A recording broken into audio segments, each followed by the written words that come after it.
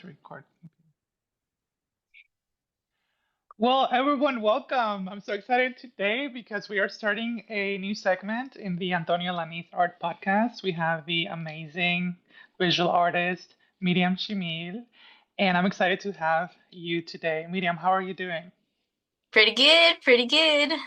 Thank you for having me. I really appreciate this time that you took out of your day to, have me on your podcast. So thank you so much. Of course, Miriam, I'm so excited because it's always great to talk to people like you who are making your work very socially conscious. And over the years, I've seen and admired your contribution towards artivism, how you're using your work to bring awareness about what's happening. And not only bringing representation, but also providing tools and connections to what people can do against the multiple forces that are attacking us. And I really appreciate you. So let me introduce you for people who are maybe not familiar with your work. I want to say that Miriam is a Raleigh-based visual artist, and her work brings together color, culture, and storytelling in a way that is both very personal and powerful. She has used mixed media, painting, illustration, and recently I am a fan of her zine work, which you can see here.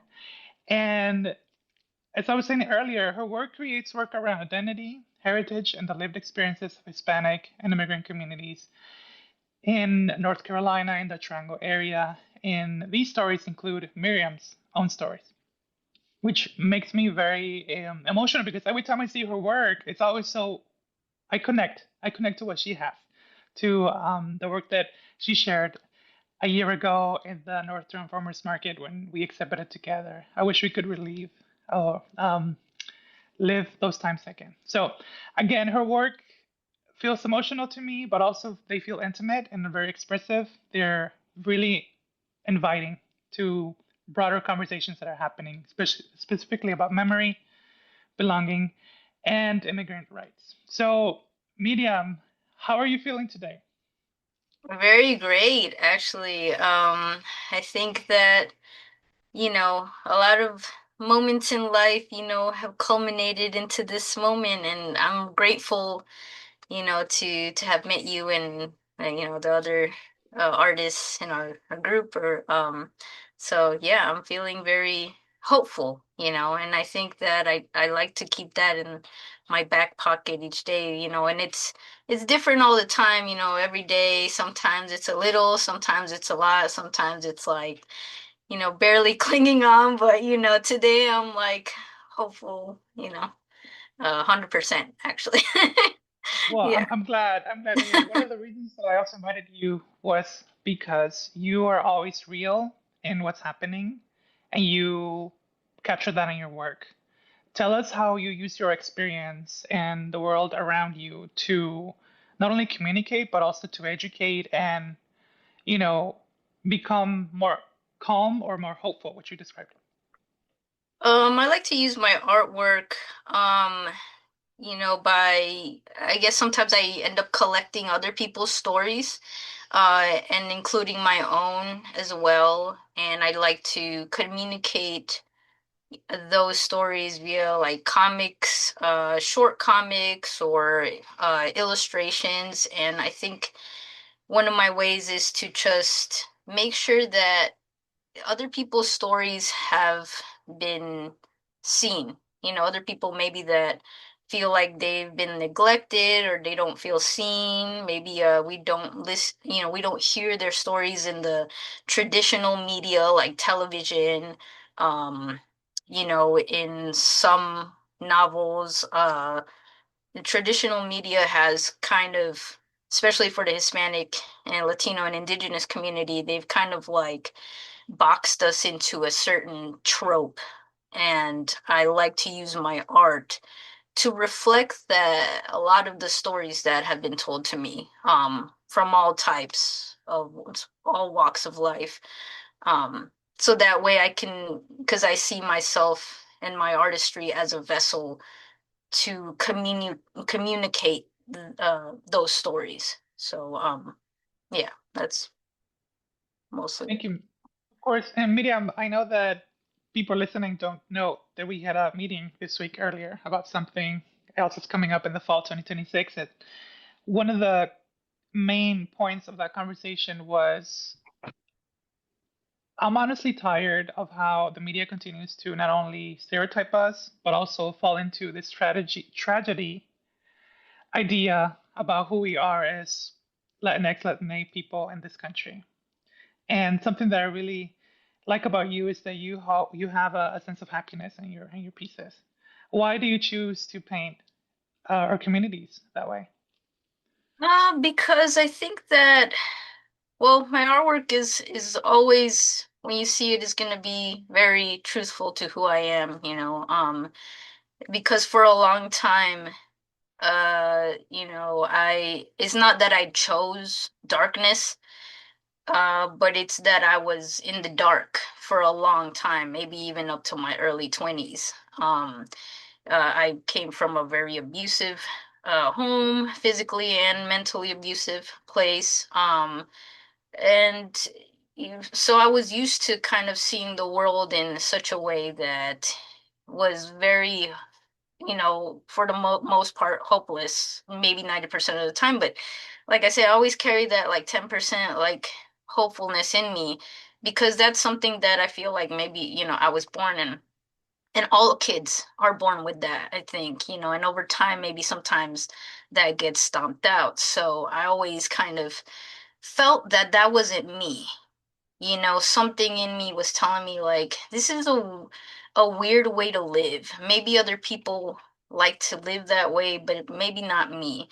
And once I started discovering that there was another way to live, I kept kind of grasping onto that and making that hopefulness and happiness bigger and bigger. Like I had to create it again. Whereas when I was a 5 years old, it was there all the time and I was like super happy. And I'm like, how do I get that back? It's like, how do I take that back? Because a lot of people are stealing my joy, and I gotta take it back. So, that's kind of why I have that optimistic point of view in my life because, in this life, a lot of people can be so harsh and stuff like that. So I feel like you have to be that because in these day and ages, in this day and age, being happy and taking back your joy is seen as radical, unfortunately. And I'm just like, well, that's how I'm gonna live. Yeah. So No, especially how like the systems that we mentioned earlier, the anti-immigrant yeah. sentiment, all the immigration attacks, the like you said, trying to squeeze every ounce of joy that we have. It is an act of resistance to show them that we're not, in fact, going to perish like they want us to. Yes, Right? That is exactly. Yeah. Yeah, their ultimate goal.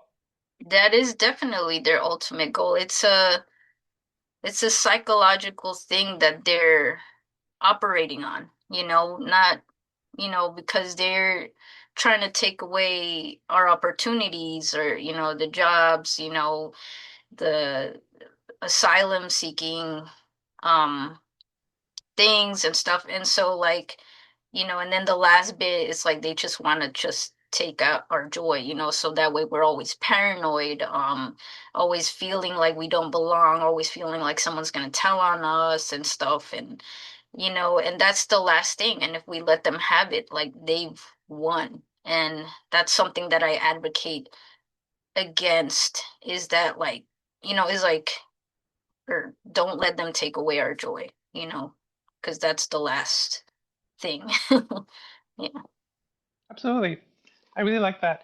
Um, so we talked about your introduction to art, how you use art to talk about how you wanted to see the world differently than how you grew up. And thank you for being very open and honest in that conversation. One of the reasons I really like your work too, Miriam, is that it's not just representational or talks about like your community, yourself, and your life, but also gives people tools to advocate for communities of color. And for people who are not as familiar, I'm going to talk a little bit more about this in a few minutes. But Miriam, introduce your zine to us. What is this about? And what's the importance about education, not just representing? So my zine is about a little bit about everything, but it definitely delves into uh, living life as an undocumented person and as a DACA recipient as well. And it's about kind of, I guess, it's like a journal as well. So yeah, a little bit of everything about dreams, and it's inspired by movies, a lot of music. But it's for the most part, I kind of wanted because it has a little bit of activities in it too. I also wanted to tap into the that person, whoever's reading it, into their curiosity, their creativity. Yeah, I wanted to hopefully inspire somebody to start their own zine and start telling their stories, and not to be quiet about uh stuff in their life, because I feel like journaling and any artistic route is a way for us to kind of like decompress. Because I definitely feel like a lot of people, like I was talking about earlier, about the child inside of us and how throughout our life it's stomped out by other adults telling us that, oh, your dream's not going to make you any money. What you're doing is not going to be, nobody cares, whatever. And I want to kind of like tap into that, you know, that little thing that was stomped out and make it big again, because we only have one life, right? And so that's my whole point of the zine, is to just encourage people to do something and do something outside of the internet. Yeah.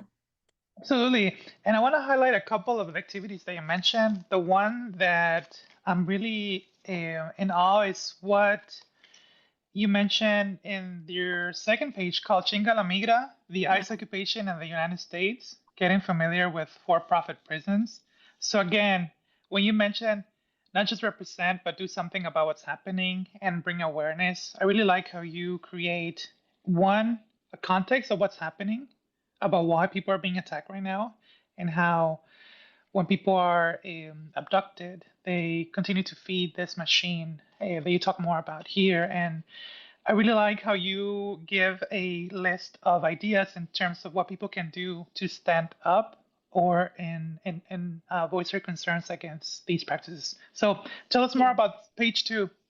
Yeah, sure. I wanted to include that page because in my talks with a lot of my peers and family members, and I did have some pushback, but and also some people supporting it.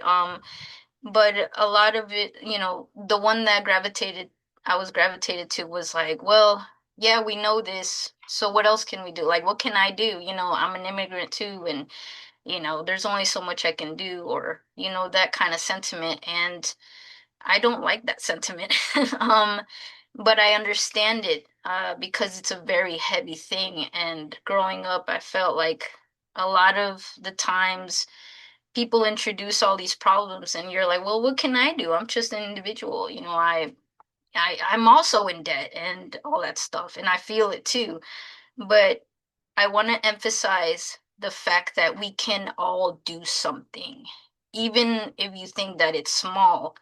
Um, we can all, the power of the individual creates a giant wave of change. That's my philosophy.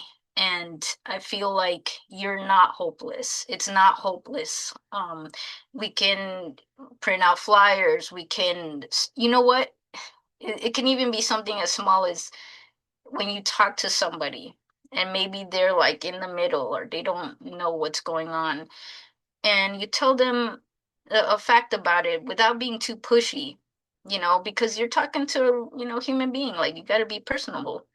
And you're like, okay, this is happening. And they're like, okay, well, what can I do? Well, you can donate some stuff if you feel like it, or you could just talk about it. Just talk about it and plant the seed, because sometimes I used to have this feeling of like, well, I'm not gonna teach somebody how to be good. I'm not gonna, it's too much work. And if it's too much work, that's fine. But I think that maybe just a little goes a long way, especially, you're talking to a college kid or somebody out there, whoever. whoever, whatever their age is. You just put a face to that.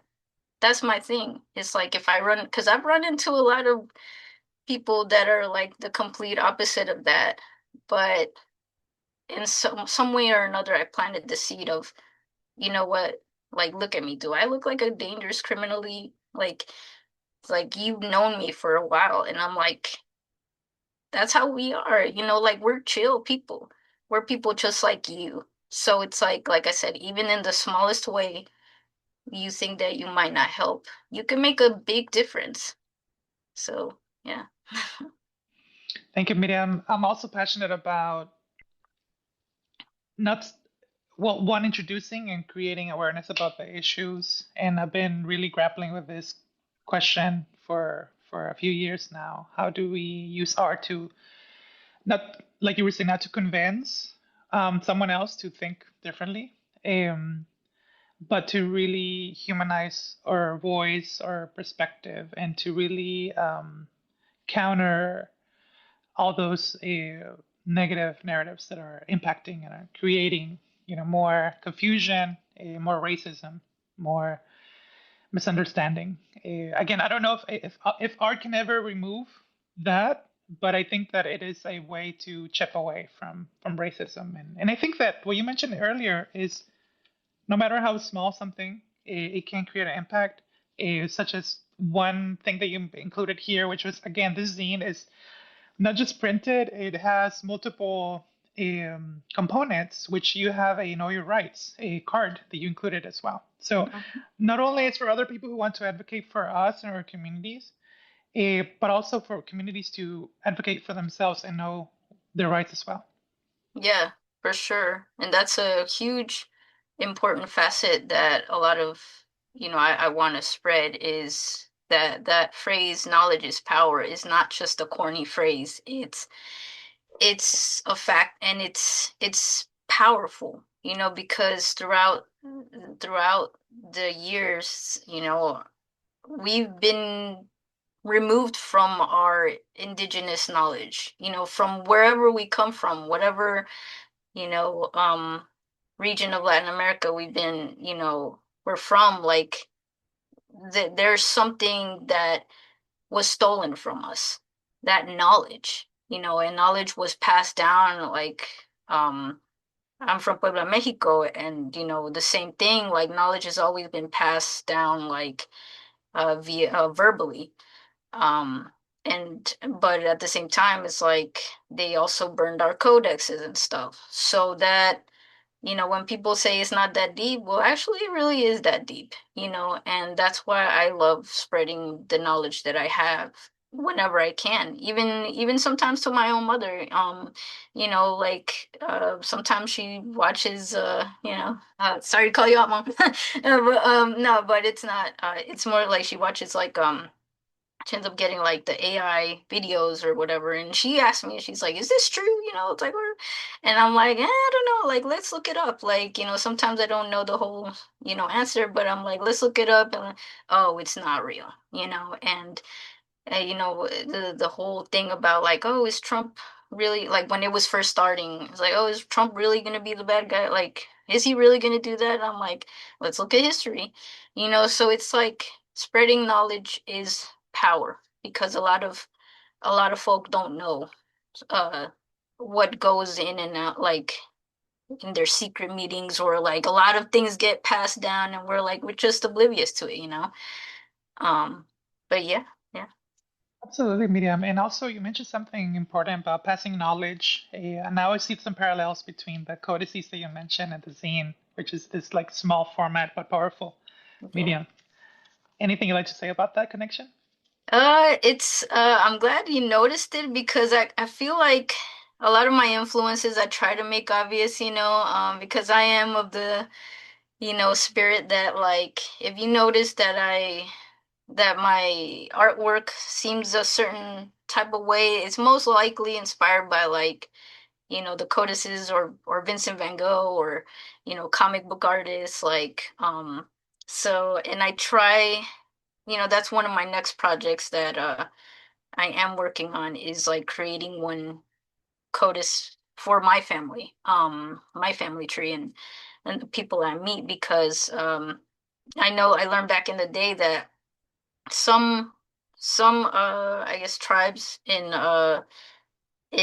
Mexico, some people weren't allowed to paint. There were special positions for people who could paint, and only the most, I guess, higher ups were able to like touch the paint. I think maybe I'm not sure, but like some women weren't allowed to paint. So it kind of, encourages me more, yes, to borrow from that like style, but also to be like, well, I have the tools now and I can paint, and while we have them, while we have freedom of speech and while we have these tools that are relatively inexpensive, even though a lot of art materials are very expensive, but you can use whatever that you have to create something. Even like organic pigments, which they did use for a lot of these codices. So, yeah. Oh man, you're about to make me cry because I was writing some notes here. No, but really, I have a piece that I made a few years back, dedicated to the people whose dreams could not be fulfilled, made on Dia de los Muertos, and it's a I huge love it. scroll that I made for an installation. And you touch a nerve here because that's something that I always think about the ancestors, people who could not go to school to receive an education because they couldn't either afford it, or they were women, or for the LGBTQ community. Now that Pride just passed, you know, um, being from that community, it's always emotional to see that 100 years ago, people were still, targeted and policed. Yes. We're still policed to this day. Um, but we are a little bit more open, and there's more acceptance and more love openly. So thank you for that, that you mentioned. It's important. So in Yeah, my it's work, something, yeah, very close to my heart. Yeah, yeah. and in my work as well, it's when I make this work too. Now that you're mentioning it this way, it's how it can also connect to those people in the past that I don't know, that I didn't get to, or at least I say I don't know. Maybe I do. Who knows? We can talk more about spirituality.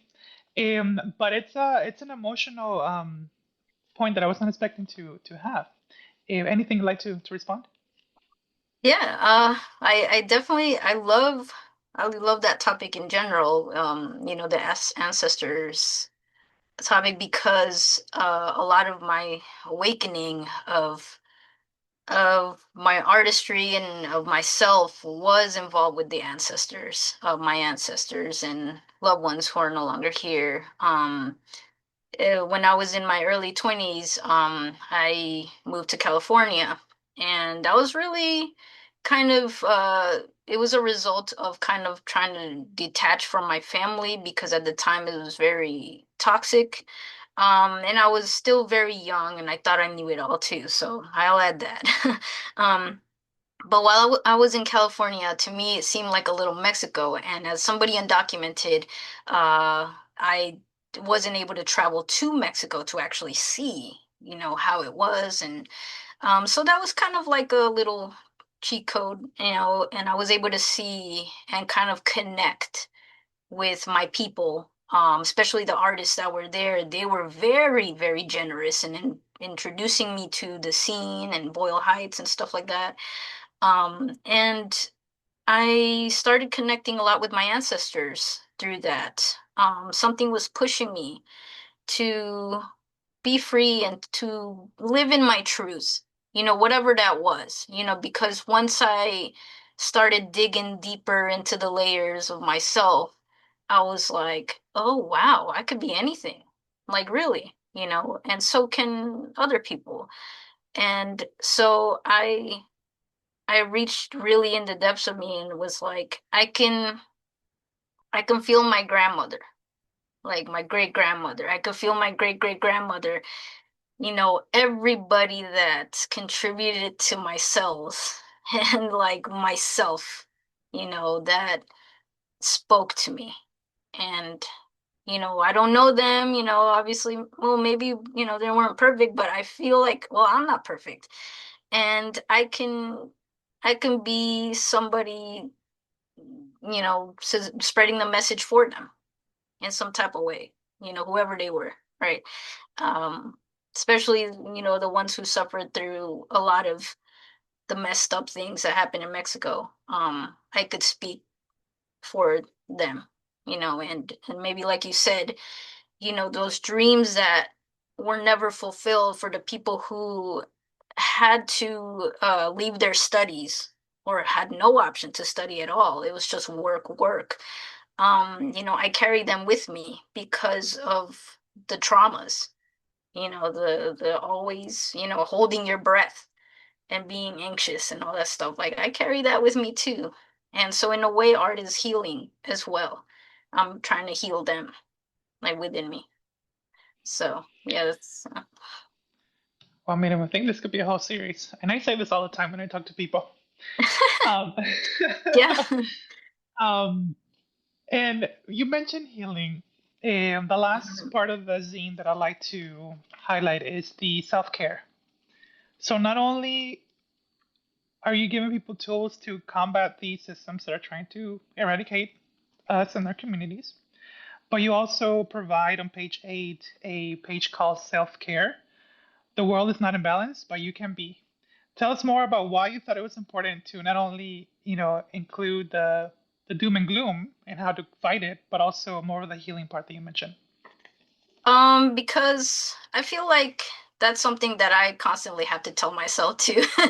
So I feel like I don't also just, and then I do practice all of those. Like I throw the sink at it, essentially, because that's kind of like where we're at, but it's a must when you're I see myself sometimes as like a computer or somebody, or where it's just like you gotta shut that down sometimes, let it rest, let it, let the cells regenerate, get some good sleep, because your body is like a whole machine, right? And something that I learned about like the trauma and stuff that we carry from our ancestors and whatnot, it's like we have to heal that part of ourselves, but we also want to make sure that we heal as we go, with all the things because I was very, very upset during the administration coming back in again,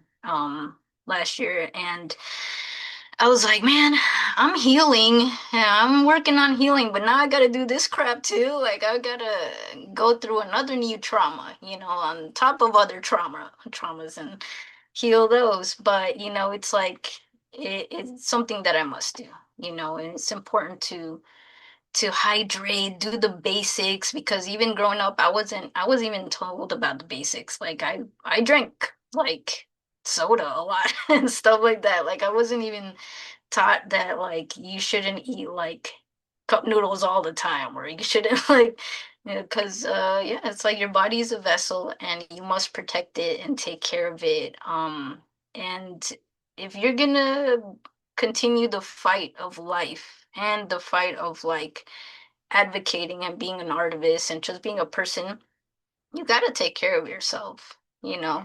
Um, and that's something that I really love to focus on, like our community as well, because we got to fight against well, ponte las pilas, there's no such thing as depression, that type of colonialism, of our brain, that is like they put that in us so that way we could be like, working nonstop. We gotta kind of like unscrew our brains, So that's my way of letting people know and reminding myself, like, it's okay to take a breather and nap, you know? Don't feel guilty about taking a rest. And the 100% part of it is taking care of yourself is not a treat. It is a must. So, yeah. No, thank you, Miriam, because when I was growing up, one phrase I used to hear was, I will rest when I die. So Mm, rest was not part of the everyday conversation. It was just like continuously work, work, work, which I understand. Many of us, many of our families, many of our parents came to this country to work. Yeah. But we do carry a lot of the mindsets that the Spaniards left that we still need to address. Yes. Yeah. Very much so. I feel Very like much so. this could be another episode as well. Yeah. What's another story? Another story. Oh yeah. So Miriam, I definitely want to move on a little bit more. And one of the reasons I wanted to do this podcast segment within this Antonio Dani's Art podcast is that I never get to hear from other Latinx, specifically Spanish-speaking bilingual artists who are also in this fight. And this fight could be anything from like creating a creative life, trying to make this world a little better through our art. Um, I want to talk more and move on um, to the business side of the art business, which is something that you were mentioning before we started the podcast episode. Um, how was your introduction to becoming a business owner who is also an artist and who does so many amazing things? Well, uh, I was leaning already towards that path because I'm working on a graphic novel. But I was working on it while I was a full-time employee at a games company.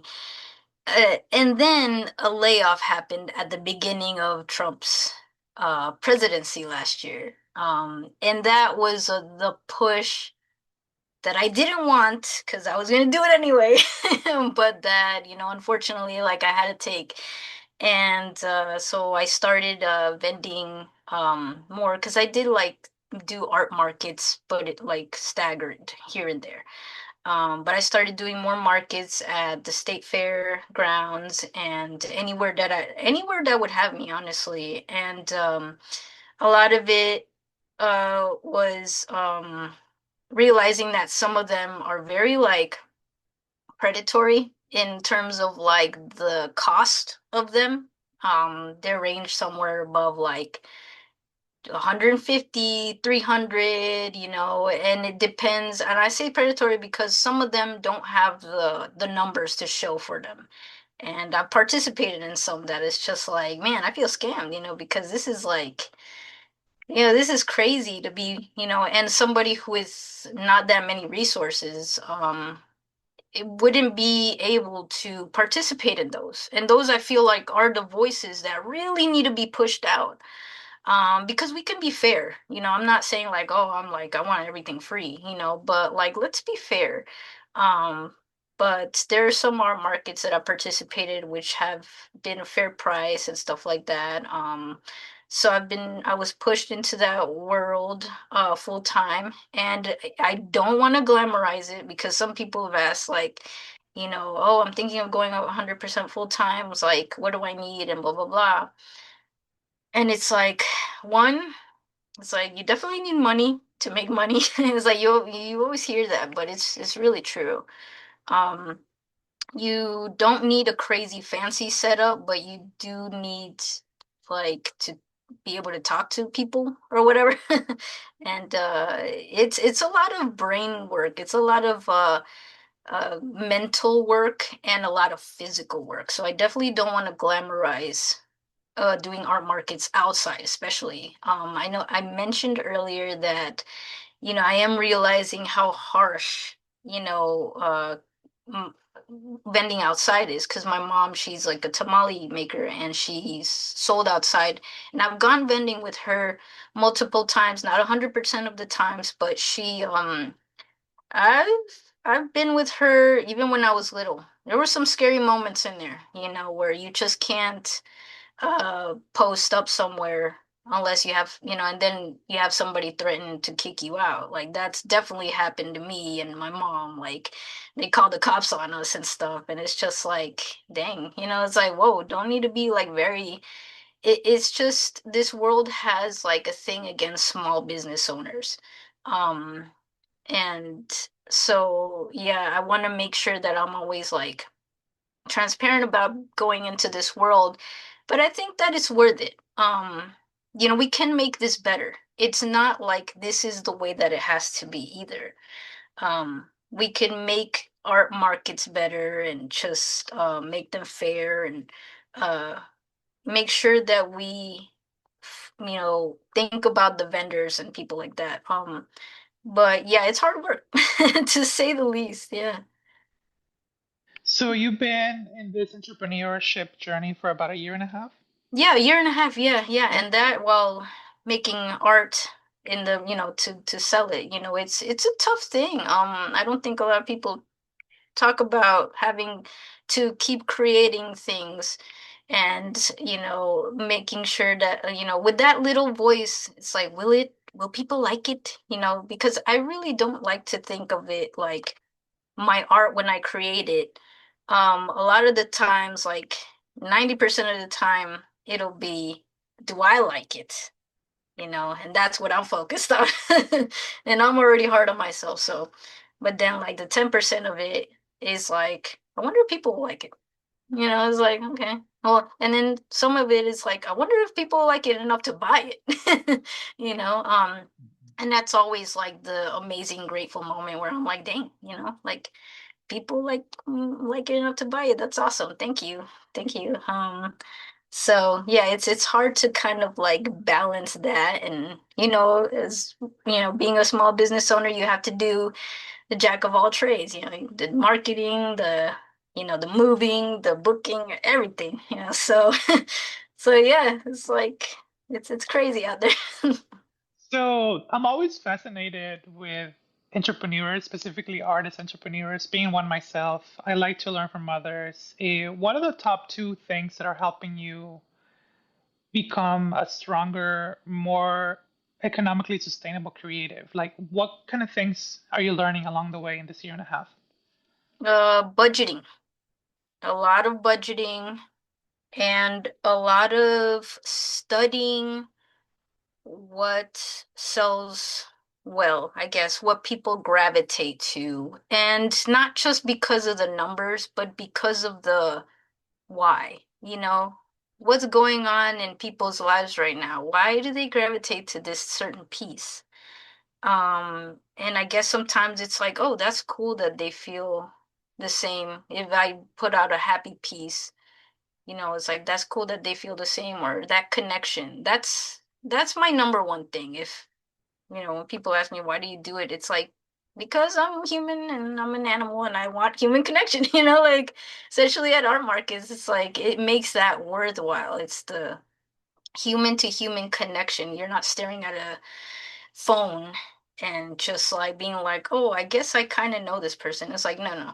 It's like you actually met this person, you have a talk, So, but yeah, it's going back to the analytical aspect of being a small business owner is you know, the budgeting and the what sells and picking certain uh I guess events.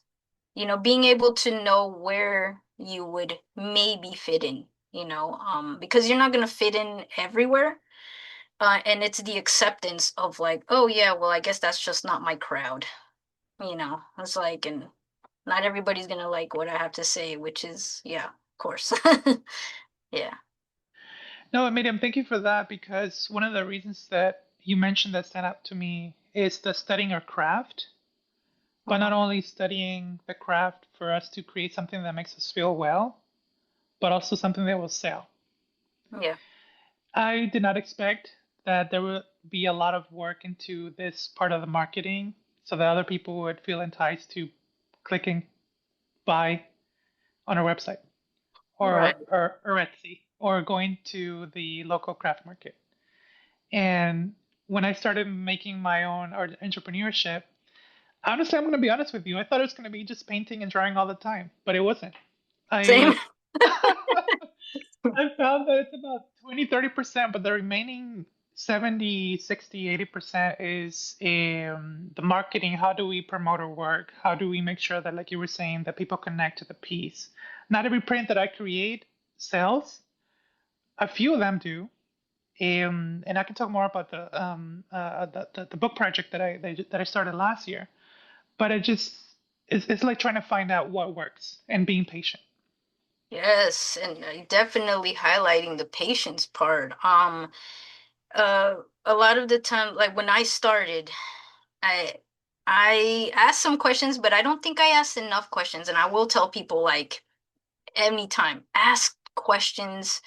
That's kind of how I got like at my old jobs, I got like better positions because I would ask people questions all the time. People that went to college like and graduated because I went to college, but I would just kind of like siphoned the knowledge from them. It's like, how do you do this? Something that wasn't like completely like I should have known that, like how to do an Excel sheet. Yeah, that's basic. But always ask questions. I would tell people, and also when I started doing my prints. I printed one image, and it was like 15 of them at FedEx, and I didn't know what I was doing. I was like printing out multiple copies of like certain images and hoping for the best, right? Which you do, and it's not an exact science, but now I know that to print at just two copies per image that you think that you like or whatever and see how well they do. They always say, like, especially at a big festival, print 2 to 5 per image and don't like put everything of your like portfolio out there. Just like really think it through. So that's something I didn't know. So Oh my goodness, Miriam, I had to learn that the hard way because when I was starting out with the print specifically, I was excited for all the portfolio that I have. And I was printing left and right, but maybe just like one out of all of them sold, and I had them just laying, gathering dust, and yeah. nothing sold. So I ended up, keeping them and not taking them out. And I don't want my art to just be gathering dust. Right? And especially the money that you put into it and stuff like that. I'm like, man, now I gotta use this for paper mache.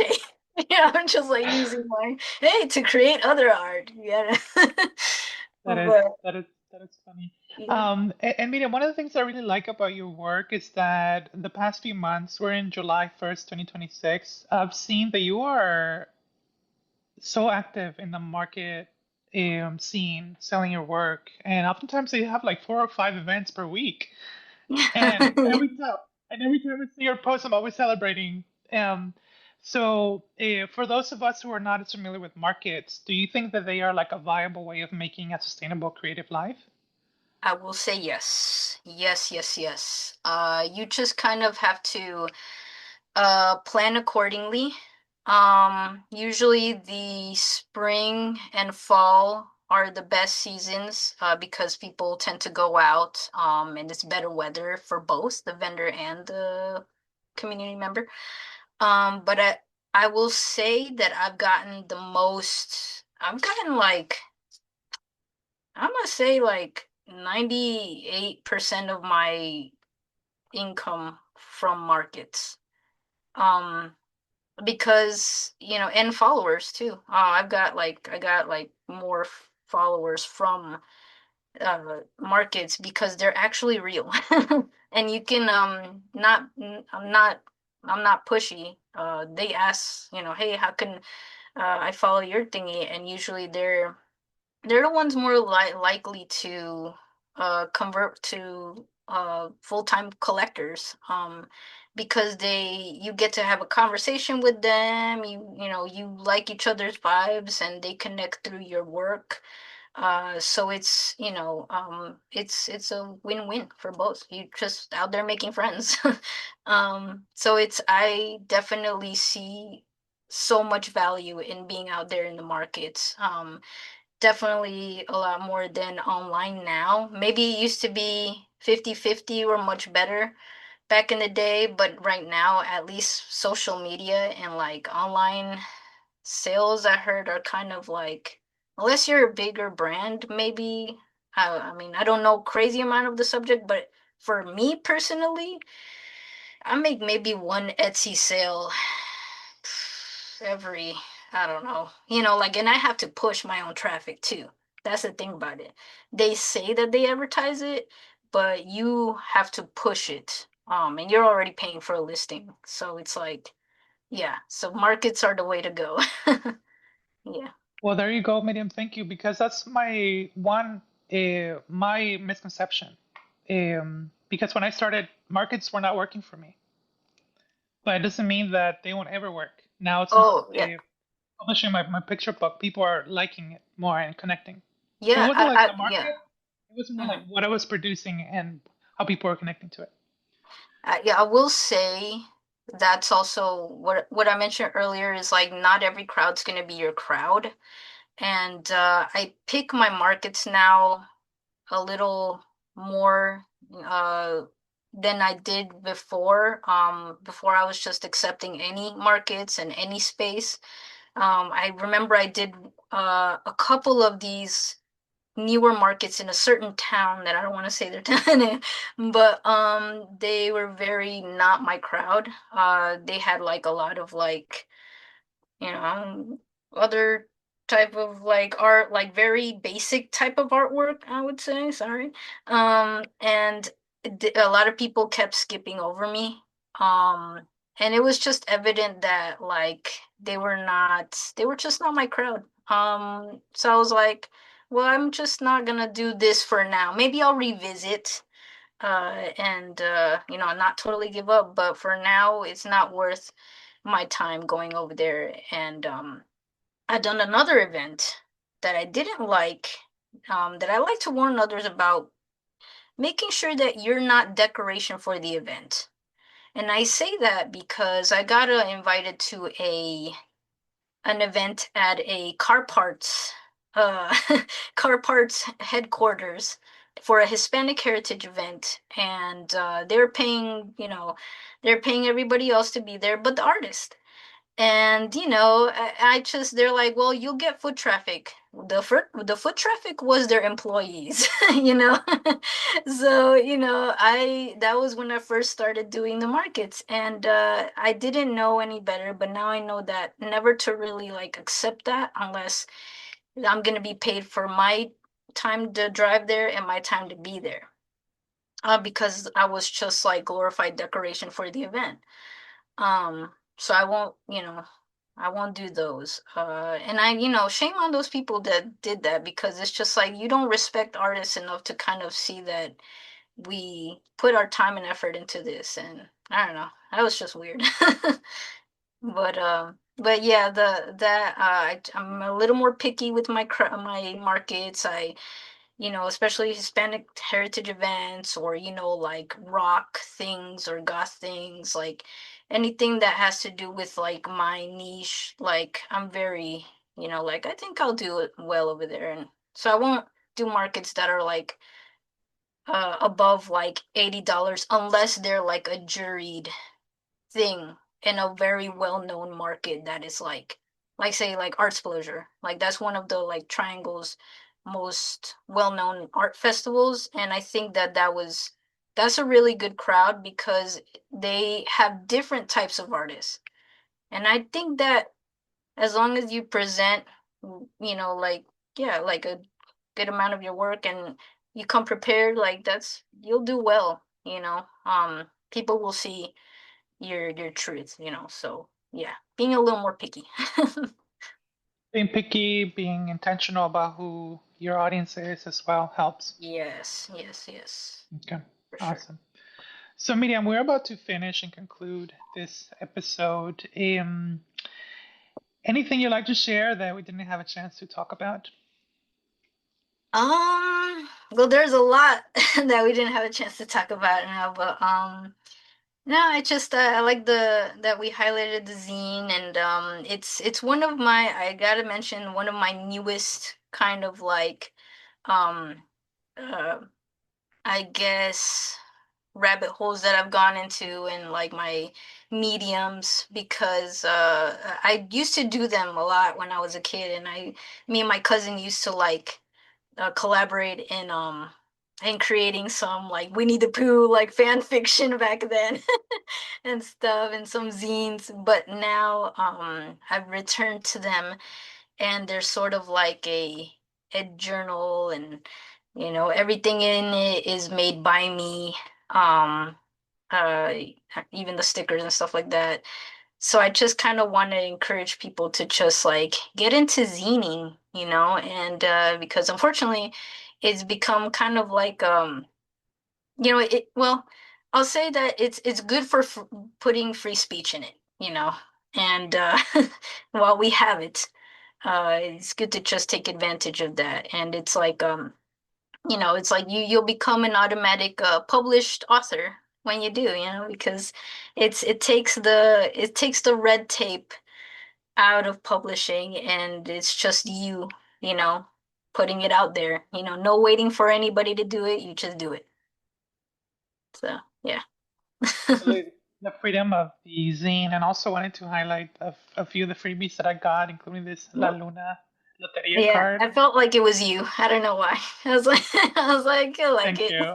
Thank you. No, when I saw it, I said, Miriam, this is amazing. I love it more. Yeah. I'm like, I just want to include like any, like something that Yeah, I feel like would connect to you, or and something Mexican, absolutely. yeah. Keeping the Latinidad alive. And then another thing um that you have in the back is like a little sticker pocket, which is so cute. Yes, I like making the little envelopes and stuff like uh, that. I don't know. I like to be extra. Like, you know how artists we are very like, yeah, detail oriented most of the time, and it's just like I yeah, like the little secret thingy. yeah. And, Yeah. you make it fun because when I got to the end, I got a little sticker freebie, Yeah. and it's always fun and a surprise to see. Oh, look, and then you Yeah. say, "Whoa, you're still here? Good. Here's a freebie for making it this far." Yeah, I included that sticker because it's called Still I Rise, and she's like laughing, and she's like, because she's laughing in the face of people who thought that she couldn't uh be herself and just be, just rise, so she's just like, like sometimes like I do things in spite of, in spite of people telling me that what I can and can't do, so that's kind of my little I homage to love it. it. I love it. The Still I Yes. Rise piece And definitely. zines, yeah, and zines you can do anything with them. You can make a zine from old leaves. You can bind them and make them into covers. You can take like I don't know, a bag, like a paper bag, and make that into the cover. Like, it's like the sky's the limit. Like, I saw a zine that was made out of like a little thing that stuck out of a tea bag or whatever. You could just do anything. So, yeah. It keeps you resourceful and creative, right? It does, it does. I'm like, and I'm of that mindset. I guess I'm like, I don't like throwing things away too. I think that's something that I inherited from my mom, or from like, making sure that like we're not wasteful, you know? And I'm just like, ooh, this can be something, this has potential. And it's like, my husband's like, why are you keeping all these jars under the sink? Like, they've been there forever. I'm like, one day, okay? One day I'll have that big idea. I'm like, I just want it there, it has potential. So, yeah. We don't know the potential yet, but it's still there. It is, Is and will there, come. is there. So I'm gonna work out. Awesome, Medium. So, how can people find you? Give us your social handles, your website, other You're like services your that you may social offer. security. No, just no. Your social handles. Okay. My social on Instagram is at Kid Ximil. So that's KIDXIMIL. And you can find me on Facebook at Miriam Ximil Art. And I have a website, but that's very long too. But it's on Wix. I'm working on getting a domain, an actual domain. But yeah, that's where you can find me for now. You mentioned an Etsy shop earlier, right? Oh yeah, and Etsy, yeah, under Miriam Ximil Art. Yes. Beautiful. Well, Medium, it's been a pleasure. I think that we need to extend this further, Oh um, yes. because some of the few comments that you mentioned earlier, we could have more follow-ups. But I'd just to love to. thank you. And I know this is not going to be the last time that we'll collaborate because we have another upcoming um, project for fall 2026 that we Yes. will be revealing very soon, but not right now, not today. But I just want to thank you, Miriam, for your brilliance and making sure that we can talk about the things that are hurting us, and also how to be better, how to be better by coming Yes. back to ourselves. One of the main things that really stood out to me is becoming back to like ourselves, becoming returning to our childhood, like when you were doing Yes. your zine, fan fiction, Winnie the Pooh work. I Mm-hmm. thought it was so cute. And returning to who we are and to ancestors, to our ancestral lineage as well. So everyone, if you learn more about Miriam, follow her on social media and definitely support her work. There you'll see all the markets that she mentions, and it's always fun to see her. I remember the last time I saw you, one of the last, or second to last, was it in Raleigh in a big market. So Yes, Miriam, thank you. muchísimas Thank you for gracias. having me, Antonio. Appreciate Of you. course.